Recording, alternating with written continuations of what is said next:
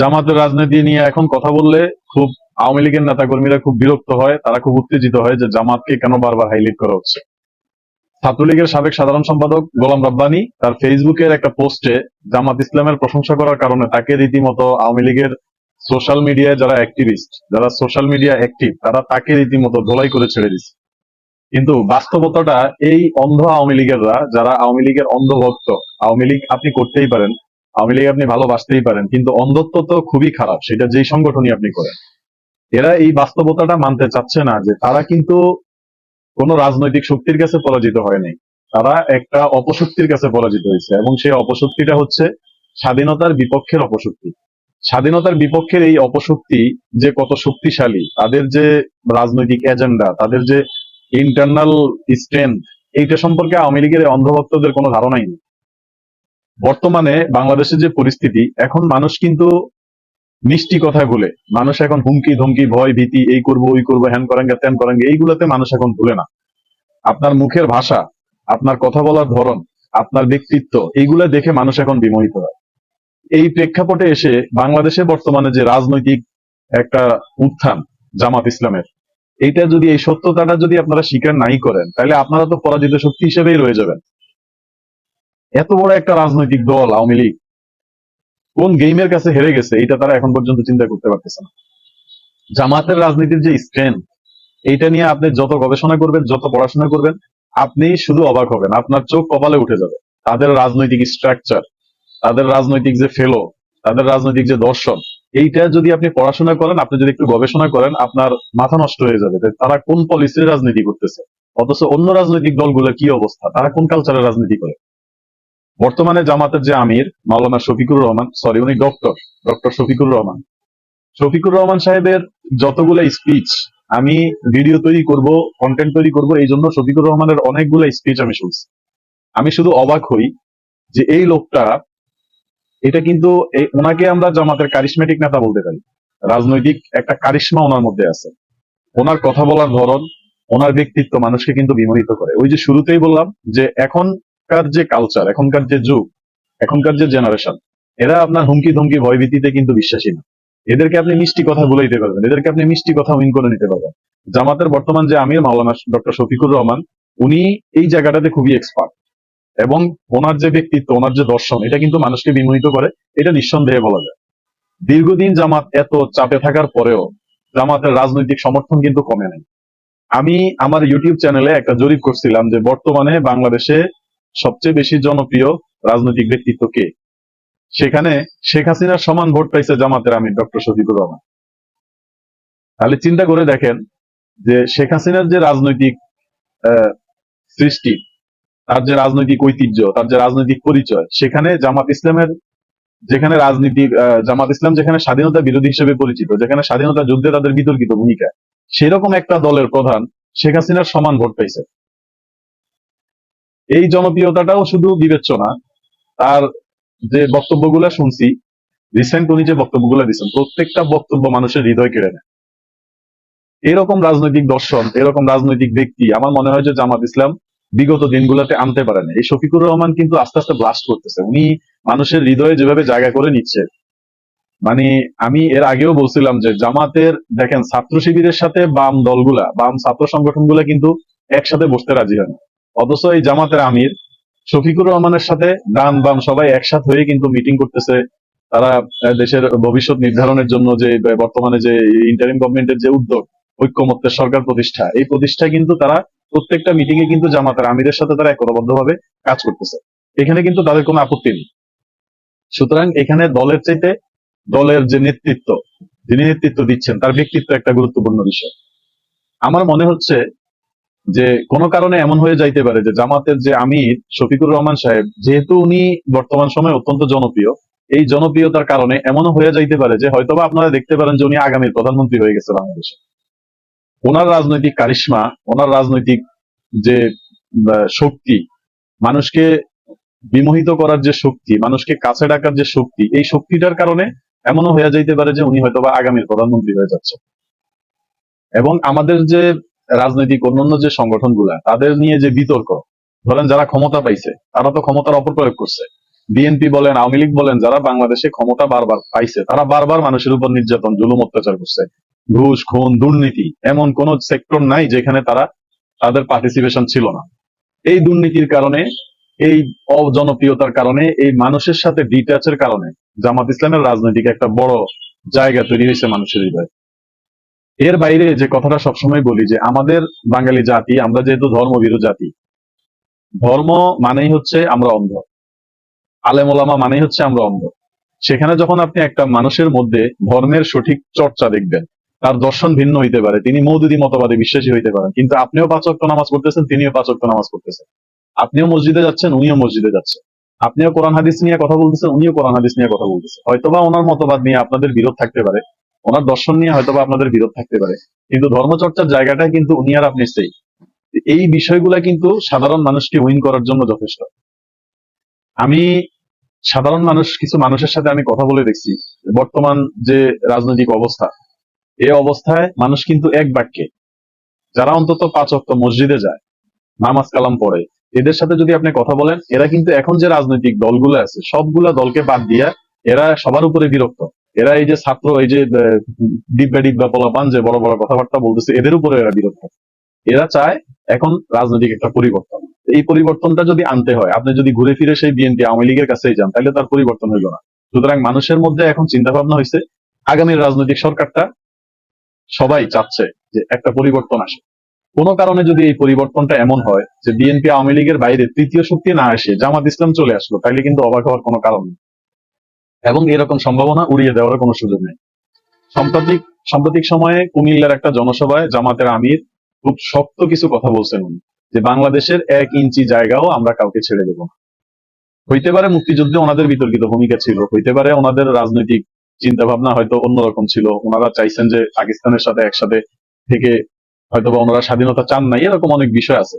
কিন্তু বর্তমান সময়ে তাদের যে রাজনৈতিক উত্থান, যে রাজনৈতিক দর্শন, তাদের যে চিন্তা ভাবনা, তাদের যে নতুন প্রজন্ম, তারা যেভাবে দেশকে ট্রিট করতেছে, এইগুলায় খুব পজিটিভলি চিন্তা করা যায় যে জামাত রাজনৈতিক একটা বড় উত্থানের দিকে যাচ্ছে। এখন যে ইন্টারিম গভর্নমেন্টের যে উদ্যোগ, সম্মিলিত সরকার প্রতিষ্ঠা, এই সরকারেও দেখবেন যে জামাতের একটা বড়সড় ভূমিকা থাকবে। এবং জামাতের রাজনীতি, ওই যে বললাম যে ট্যালেন্টেড রাজনীতি, এরা কিন্তু আওয়াজ কম করে, কাজ বেশি করে। বিএনপি আওয়ামী লীগ কি করে, হ্যান করুম ত্যান করুম, কোপামো কাইটালামো মাইরে আলামো, এরা কিন্তু আওয়াজ দেয় না। এদের মাইর হচ্ছে ঠান্ডা মাইর, ডিপ্লোম্যাটিক মাইর। এই মাইরের কারণে দেখবেন যে জামাতের রাজনীতিতে এমন একটা উত্থান হয়ে গেছে যেটা হয়তো বা কেউ কল্পনাও করতে পারে। কুমিল্লার একটা জনসভায় উনি বলছেন যে শেখ মুজিবের সাথে অন্যায় হইতে পারে, মানে কথাটা এরকম ছিল ওনার ভাষায়, শেখ মুজিবের সাথে যারা যেটা করছে, ওনার উপরে যে হয়েছে, অপরাধ হয়েছে, অন্যায় হয়েছে, সেটার দায় তারা পাবে বা সেটা জনগণ সেটার বিচার করবে। কিন্তু শুধুমাত্র এই কারণে শেখ মুজিবের হত্যার সাথে জড়িত একজন ব্যক্তির কারণে একটা জেলা বিভাগ হওয়া থেকে বঞ্চিত হবে, এটা হইতে পারে না। এবং উনি খুব সুন্দর একটা কথা এখানে বলছেন যে আপনি যখন প্রধানমন্ত্রীর চেয়ারে বসবেন, প্রধানমন্ত্রী হওয়ার পরে আপনি কিন্তু সারা বাংলাদেশের প্রধানমন্ত্রী। আপনাকে কারা ভোট দিছে কারা দেয় নাই এটা মেজর ইস্যু না, ইস্যু হচ্ছে আপনি সর্বস্তরের মানুষের প্রধানমন্ত্রী। সেখানে বঙ্গবন্ধুর খুনিরও আপনি প্রধানমন্ত্রী, কারণ আপনি রাষ্ট্রের প্রধান। এখানে বসে আপনি একটা ডিস্ট্রিক্টকে ছোট করে কথা বলতে পারেন না। এই সমস্যাগুলো আমাদের সাবেক প্রধানমন্ত্রী ছিল, এটা অস্বীকার করার আসলে কোনো সুযোগ নেই। আমি সবসময় বলি যে আপনারা সাদাকে সাদা, কালোকে কালো যদি বলতে না পারেন, তাহলে আপনার বেঁচে থাকারই তো কোনো দরকার নেই। আপনি মানুষের মতো বেঁচে থাকেন, আপনি সত্যটাকে সত্য বলেন, যেটা অন্যায় সেটাকে অন্যায় বলেন, যেটা ন্যায় সেটাকে ন্যায় বলেন। আমি তো জামাত আমিরের এই বক্তব্যের সাথে সম্পূর্ণ একমত। একজন দেশের প্রধানমন্ত্রী এভাবে পাবলিক লাইভে এসে, পাবলিকের সামনে এইভাবে একটা কুমিল্লা, মানে কুমিল্লা কু জড়িত সেই এরকম ওয়ার্ড উনি বলতে পারেন না, এটা আসলে বাস্তব। এবং ওনার যে জামাত আমিরের যে রাজনৈতিক বক্তব্যগুলা, এগুলা কিন্তু বাধাই করে রাখার মতো। উনি দেখেন যে ওনার মাইরগুলো হচ্ছে খুব ট্রিকি মাইর, উনি এমন ভাবে গুতা মারবেন আপনাকে, এমন ভাবে আপনাকে অপমান করবেন যে আপনি সরাসরি এটা মনেও করতে পারবেন না যে উনি আপনাকে অপমান করতেছে। এই রাজনৈতিক দর্শনের কারণে, এই রাজনৈতিক চিন্তা চেতনার কারণে শফিকুর রহমান বর্তমানে বাংলাদেশের রাজনৈতিক ব্যক্তিত্বদের মধ্যে অত্যন্ত জনপ্রিয়। যেহেতু একটা পাবলিক চ্যানেলের সাথে কাজ করি, আমি অনেক মানুষের সাথে কথা বলার আমার সুযোগ হয়। আমি কথা বলে দেখছি যে মানুষের এখন চিন্তা ভাবনাটাই চেঞ্জ হয়ে গেছে। 5 তারিখের পরে, এই জুলাই বিপ্লবের পরে মানুষের চিন্তা ভাবনাটাই চেঞ্জ হয়ে গেছে। মানুষ এখন ধরেন যে এই যে ছাত্রদের যে পাকনামি গুলো, এই পাকনামি গুলো পছন্দ করতেছে না। বিএনপির এই যে মানে মাইর দৌড় কাঠ লুটপাট এগুলো মানুষ পছন্দ করতেছেন। সাধারণ মানুষ যারা, আপনি যখন ভোটের রাজনীতিতে যাবেন, আপনার এই দলের 10টা হুন্ডা 20টা গুন্ডা এই দিয়ে কিন্তু আপনি নির্বাচিত হইতে পারবেন না। আপনার সাধারণ মানুষের ভোট লাগবে। সাধারণ মানুষের ভোটের বিবেচনা যদি করেন, তাহলে আমি আপনাদেরকে সিউরিটি দিয়ে বলতে পারি যে সাধারণ মানুষের যদি ভোট প্রয়োগের সুযোগ থাকে, তাহলে দেখবেন যে একটা অভাবনীয় বিপ্লব জামাতের ক্ষেত্রে ঘটে যাবে। একটা নীরব বিপ্লবে, একটা নীরব ম্যান্ডেটে হইতে পারে যে জামাত আগামী রাষ্ট্র ক্ষমতায় চলে আসতে পারে। আমার কথাগুলো আপনাদের অনেকের ভালো নাও লাগতে পারে, কিন্তু এটা আপনারা মনে রাখেন যে রাজনৈতিক দর্শন যদি আপনাদের পরিবর্তন না হয়, রাজনৈতিক চিন্তা ভাবনা যদি আপনাদের পরিবর্তন না হয়, তাহলে রাজনীতিতে আপনাদের আর উত্থান হবে না, শুধু পতনই হইতে থাকবে। হয়তো বড় রাজনৈতিক দল হিসেবে মাঠে হয়তো মিছিল মিটিং এ বড় বড় শোডাউন দিতে পারবেন, কিন্তু ভোটের রাজনীতিতে যদি সত্যিকারের নির্বাচনী সংস্কার এই দেশে হয়, সত্যিকারের ভোট যদি প্রয়োগ হয়, সেই ভোটের রাজনীতিতে কিন্তু আপনারা এই হুন্ডা গুন্ডা দিয়া কিছু করতে পারবেন না। এবং এই পরিবর্তনটা যদি চলে আসে, তাহলে আগামী নির্বাচনটা বিএনপি আওয়ামী লীগ দুই দলের জন্যই অত্যন্ত চ্যালেঞ্জিং। সেই সেই খালি মাঠে গেমটা খেলে দিবে জামাত ইসলাম। সুতরাং আপনাদেরকে বারবার বলি যে কেউ যদি ভালো হয়, তাকে ভালো বলতে শিখেন। তার অপরাধ থাকতে পারে, তার ভুল থাকতে পারে, সে ভুল আপনি ধরাইয়া দেন, কিন্তু তার ভালো কাজের প্রশংসা করা যাবে না, এটা তো কোনো কথা হইতে পারে। জামাতের আমিরের প্রশংসা করার কারণে আমাকে অনেকে ইনবক্স করে বলছিল যে আপনি কি জামাতের দালালি করতেছেন কিনা। এখানে দালালি শব্দটা কিভাবে ইউজ হয় আমি জানি না, যে আপনাদের সাইকোলজিটা কি কারণে, আপনাদের কি কারণে আপনার মনে হচ্ছে যে এটা দালালি। আমি যদি একটা সত্য সঠিক কথা উপস্থাপন করার কারণে আপনাদের মনে হয় যে আমি কোনো রাজনৈতিক দলের দালালি করতেছি, তা আপনি সেটা মনে করতেই পারেন, সেটাও আপনার স্বাধীনতা। আর আমার বলার স্বাধীনতা আছে। আমি যেটা সত্য, যেটা আমি দেখবো যে এটা ঘটতে যাচ্ছে, এটা আমি বলবোই। আমি আমারটা বলে যাব, আপনার প্রতিবাদ আপনি করে যান, আমার প্রতিবাদ আমি করব, আপনার বাধা আপনি দিয়ে যান, কোনো অসুবিধা নেই। জামাতের এই উত্থানের পিছনে ডক্টর শফিকুর রহমানের যে ভূমিকা, এটা আপনারা ওনার এই 5 তারিখের পরে ওনার যে সভা সমাবেশ গুলাতে ওনার যে বক্তব্য, উনি যে মানুষের সাথে কিভাবে মিশছেন, ওনার যে ব্যক্তিত্ব, ওনার যে চিন্তা ভাবনা, সবগুলা মেজারমেন্ট করে, সবগুলা ক্যালকুলেশন করে আপনারা দেখবেন যে জামাতের বিরুদ্ধে যত দুর্নাম ছিল, অর্ধেক দুর্নাম এই ভদ্রলোকের কারণে গুছাই গেছে।